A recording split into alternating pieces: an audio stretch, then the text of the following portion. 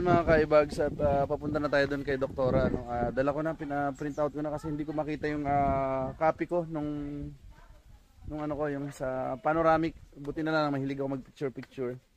At syempre dala na natin yung pambayad. Ayan. From may sahod. So inipon-ipon ko yan ng matagal na panahon mula nung nag-upload ako. Ano. So 10 to 15,000 daw. Kaya magre-ready muna ako.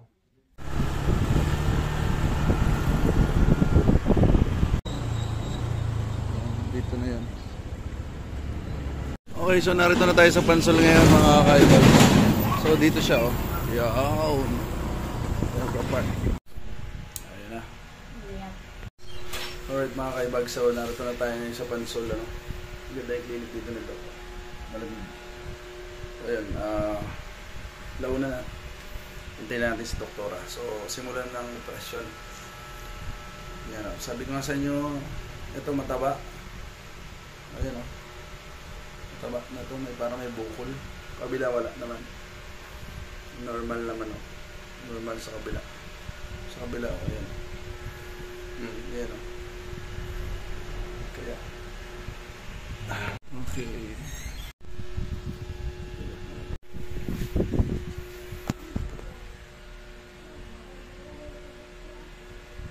Okay mga kaibag. So ayun. Gananita last naturo ko ng anesthesia. Ayan, kung mapapansin nyo, hindi pantay dyan. So yun, ang pangimi, pampamanhead. So special case kasi. So update na lang ako mamaya. Okay mga kaibag, so pahinga muna tayo. Talagang nanginginig yung katawan ko. Papakita ko sa inyo, sobrang taba talaga ng ano. Sobrang taba ng ngipin, kaya talagang mahirap bunutan. Ang dulo iba o, bilog, pagkapareho sila. So, second x-ray na.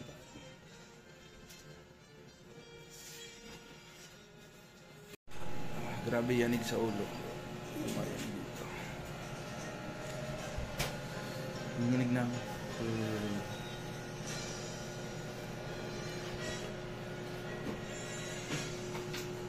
Ang network namin dito ay taga-bundok kami, wala. Signal. Malakas ang globe. Smart po ikaw? Smart po. Okay, so siguro malamig lang dito may rin ko. Talagang iba yung kaso ng ngipin ko, no? Malaking talaga. Pagkapareho. Malakas pa. Actually, mas malaki pa po doktor yun. Sa kabila na. May topic ka yan. Actually, kaya. Ang problema, yung katawan. May topic ka yan eh. Yes, madam. Bakit pinibig?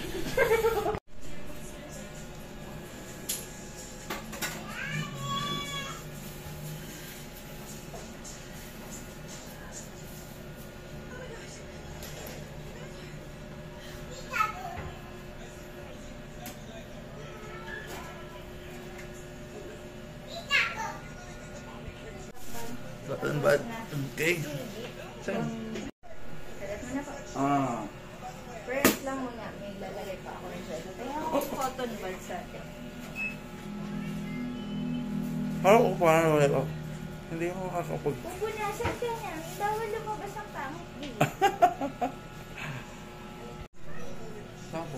Every night po ako maglalagay. Ganun lang din, cotton buds mo lang. Doon sa suit. Susugat niyo. Hindi na sa area na suit. Alright guys, so nandito pa tayo kay Doc Joy.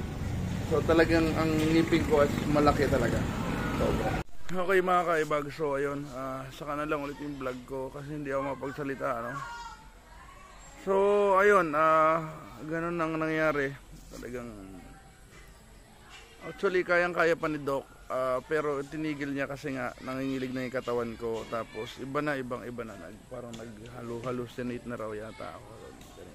Hindi ko alam, hindi ko na rin makontrol. At ayun, tinahi naman ni Doc, 4 na tahi. So babalik pa ako doon.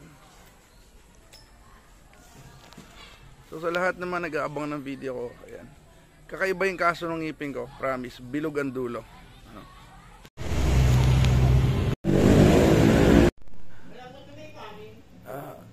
Sabaw lang ako dito. Magsasabaw ako. Magluluto ako na.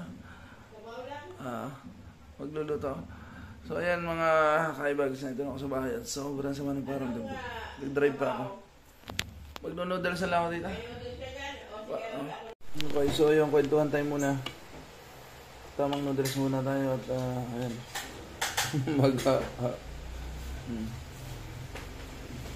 Actually hindi na talaga kaya ng superpower ko talaga.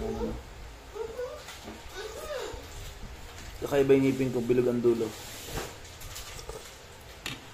So, sa 14, November 14, babalik ako doon. So, kita-kits na lang sa susunod na vlog. Kung may tanong kayo, message lang. Comment lang kayo.